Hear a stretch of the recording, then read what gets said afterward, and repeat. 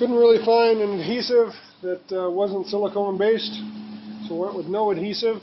It's going to leak a little bit of air out of here, but probably most of the air is going to go through the motor and out these vents, and I guess that's good enough for me right now.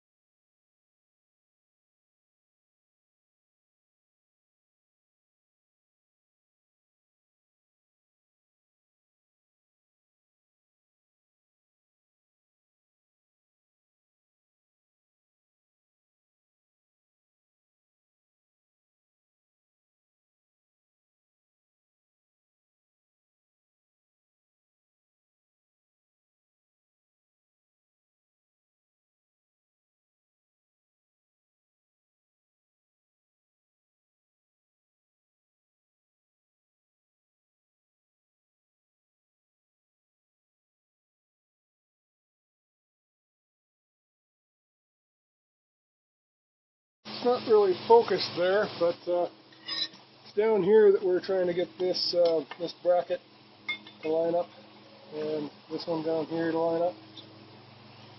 Anyway, so it appears that I don't remember this stuff.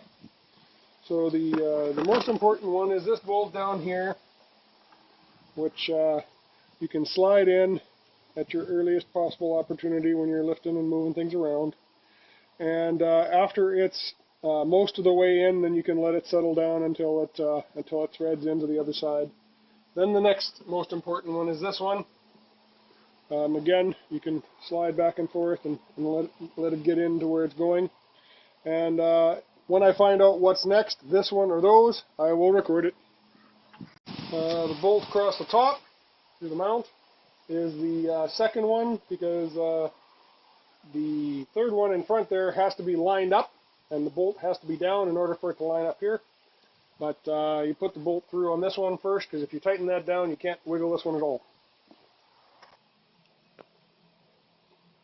So that right there is the gap that's not supposed to be there.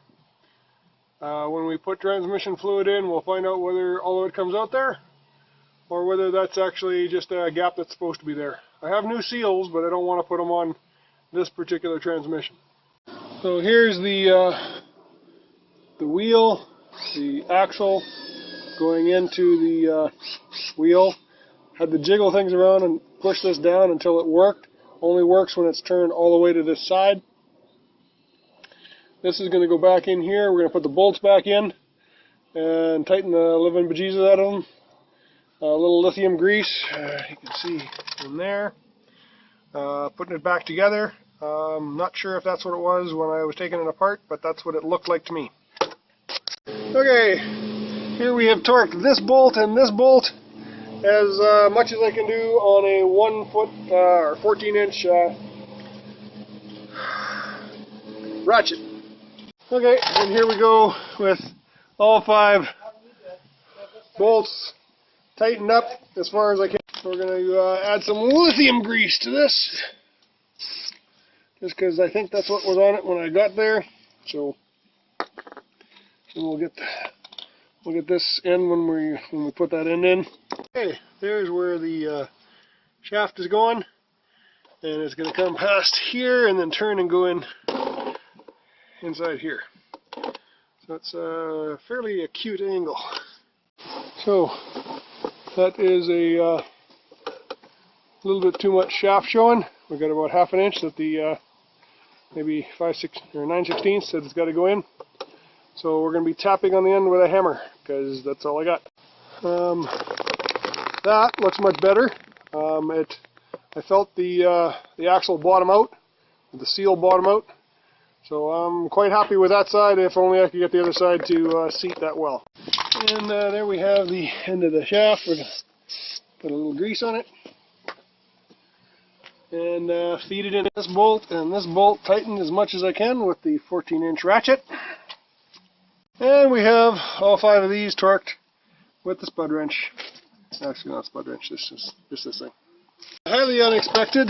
This nut looks like it is different between the left and the right. When I exchanged nuts between the sides, the passenger side had some slop. The axle, when I grabbed a hold of it on the other side and jiggled it, as tight as I could make it, it still slopped back and forth. And this one I couldn't get anywhere near this deep. So I switched the nuts around. The passenger side no longer has any slop. It's nice and snug, although I haven't been able to tighten it. And this one is closer. There's no slop in it, but this section of the axle is much closer to the front edge. It's weird. I think it's just a coincidence because it doesn't make any sense.